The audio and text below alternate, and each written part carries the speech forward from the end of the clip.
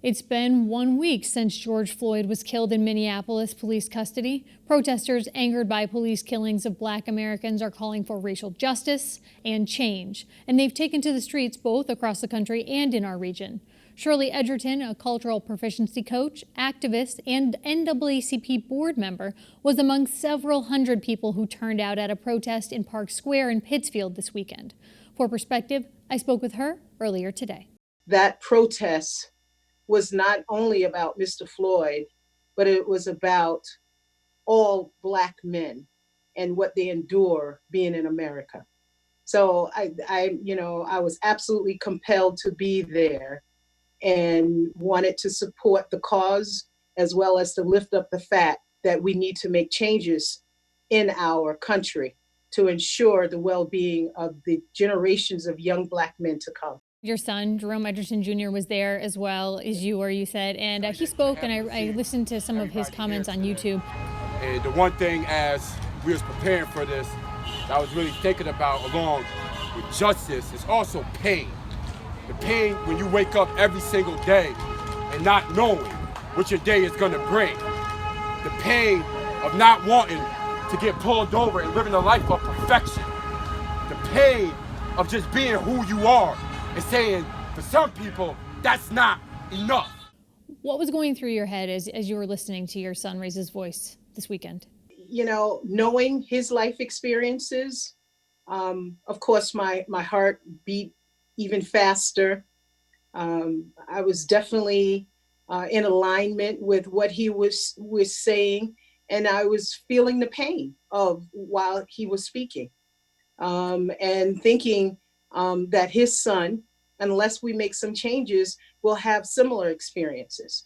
And my son is this tall, very handsome, my opinion, dark-skinned Black man with a booming voice.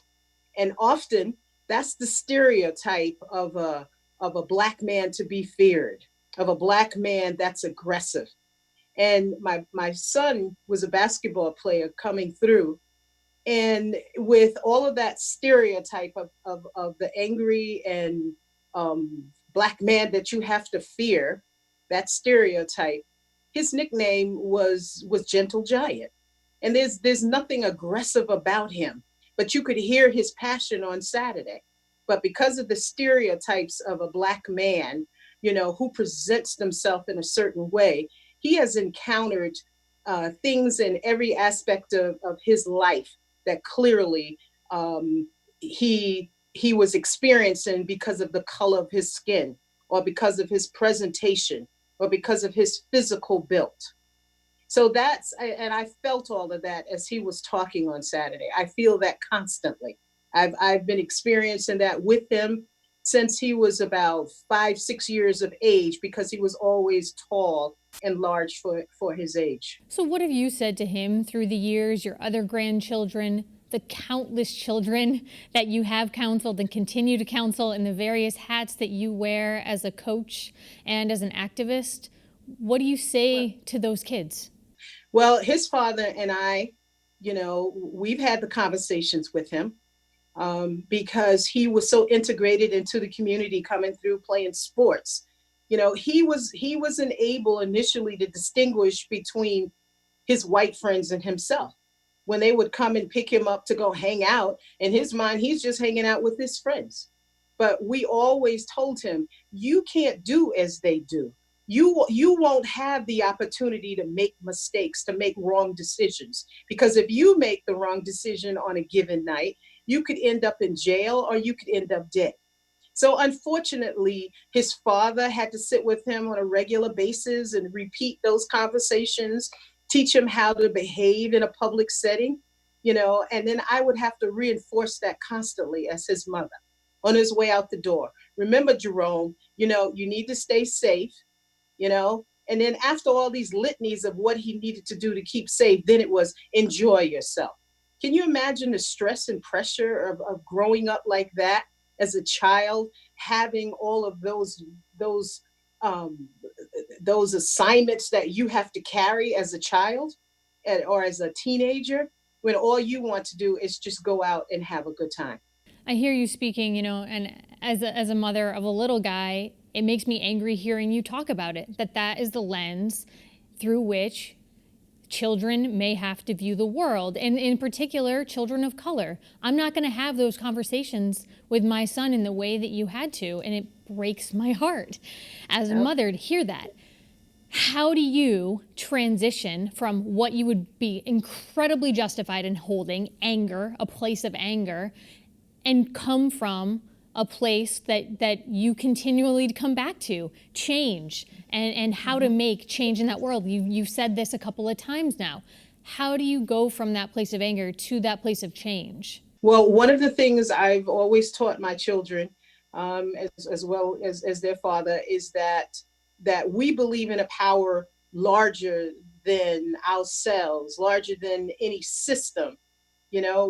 So our faith teaches us that in spite of the obstacles, in spite of the challenges that systems put in our place, that we still, our children, any of the children in our different communities throughout our country, they can become who they want to be.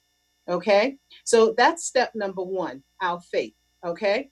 And then step number two, this is the piece that I teach all kids. All right.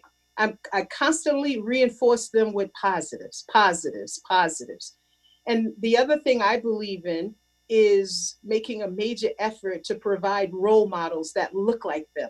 So while we're telling them you can be, in spite of the systems, the educational system that might cripple you, you can be in spite of the law enforcement system, in spite of the juvenile system, so if they can see others that look like them who've made that accomplishment, then that's a start. When you and I went to the Women's March together, I was reporting for the Berkshire Eagle. You were there with a group of young women. And I was so taken when you spoke with them about meeting violence with nonviolence. When you look at this issue and you see that some of the protests have been accompanied with some violence, looting, what does that make you think? Do you think about changing your previous position? No, I don't. Because I understand the anger and the rage that's being exhibited. And it's unfortunate that people, when they feel that no one's listening, that their needs aren't being met, that they resort to what they think they need to do to get attention. And I think in my mind, that's what's going on. The rage is real. There's no pretense here. There's been 400 years of this type of the killings, the lynchings, the inequities, segregation, the double experiences in our educational children in terms of kids, young people that live in certain communities, certain zip code, they don't get a quality education. So you're talking 400 years of this. And people need to understand that the frustration that, and this was the tipping point. Everyone has a point where enough is enough. All right. Everyone has a point where, as Fannie Lou Hamer said, I'm sick and tired of being tired. This is one of those points again in Black history. This moment right here, people are tired. This last killing, it was just so blatant.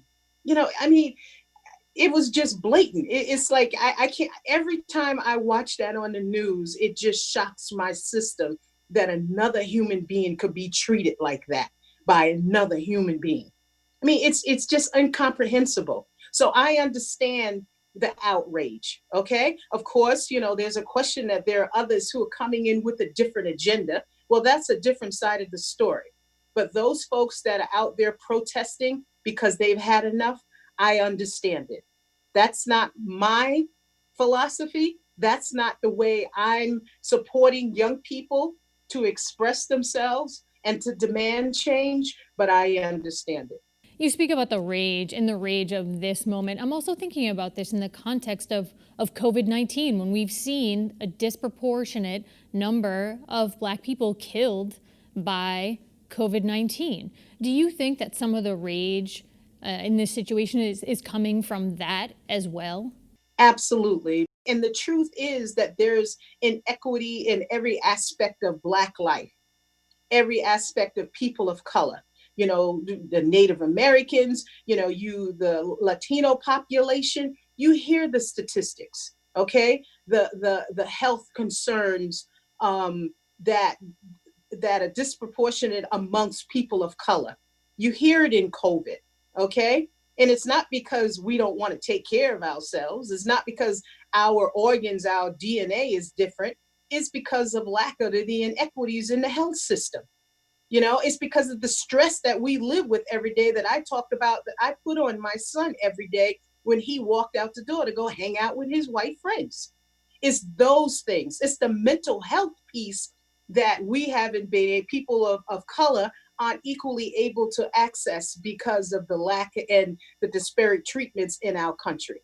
When you take this moment and think, how do we make change?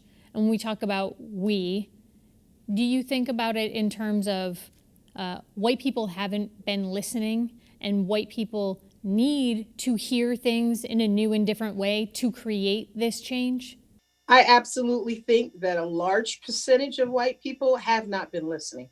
And then I think there's another percentage who don't want to listen because that leads to a place of shared privilege, shared power, shared resources. So I think there are different types of white people. I also know that there are a lot of white folks who are allies and accomplices in this work where we're trying to make systematic changes. So I think there are different categories, and people as individuals make choices. You know, it's about the whole piece of cultural competency that I often train on in the school system and in the community. It's people choosing to be self-reflective, okay? And think about their biases, think about how they treat others, okay? People who don't look like them, who may live in a different place, okay? So people make choices as individuals, and then organizations make choices, whether it's in the business community or human services or the educational system. The leaders make choices as to what they want to embrace and if they want to be reflective of biases and the isms that we're living with in this country. So change to me is not an impossible thing, because like I told you, I'm a person of faith. You know, I believe that as people, we can do whatever we choose to do. This is an opportunity right now, you know, as my son, you know, has said, this is an opportunity for us in the Berkshires to have a movement. You know, my heart was so full to see all of those young people out there. I mean, they were there. You could hear them, you could feel them, and they're sincere. They're ready. Okay. So this generation of young people of color, of white young people, okay, they can be the change that we need.